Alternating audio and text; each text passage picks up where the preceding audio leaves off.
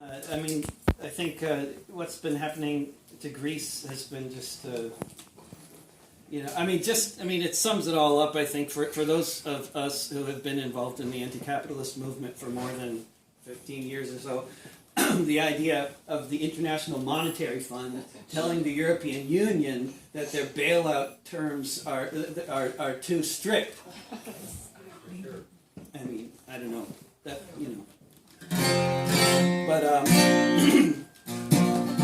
But there are other countries in the world who did not go the Greek route or the Irish route of austerity and emigration and depression and joblessness and suicide.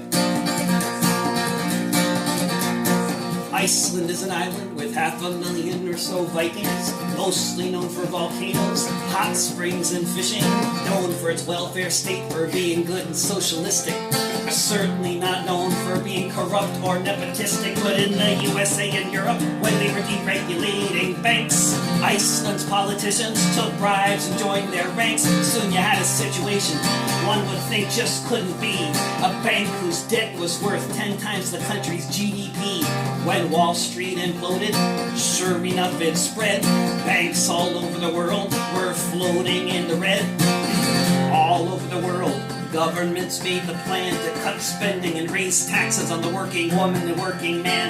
The banks were bailed out while the people had to pay. But in Iceland, people thought there must be a better way. And the earth stood still a moment. Fear was struck in every toff when Iceland told the bankers. Iceland told the bankers. Iceland told the bankers to fuck off.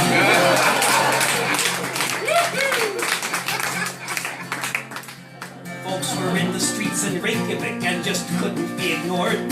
They said this is a debt we Icelanders can't afford. Let's guarantee deposits of all our people, yes indeed. But as for all the speculators motivated by their greed to make really dumb investments, to them Iceland said good luck. Sorry for your losses, but we don't really give a fuck. The 1% all trembled when they took away the trough. When Iceland told the bankers, Iceland told the bankers, Iceland told the bankers to fuck off.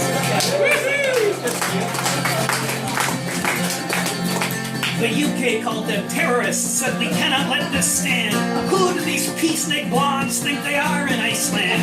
They threatened isolation and economy in flames. But the Icelanders said sorry, but the banks can settle their own claims, so that might be harder for them now that they're under house arrest. Or else they fled the country as they were most unwelcome guests. And now Reykjavik's recovery just makes the fat cats cough. Since Iceland told the bankers, Iceland told the bankers, Iceland told the bankers to fuck off.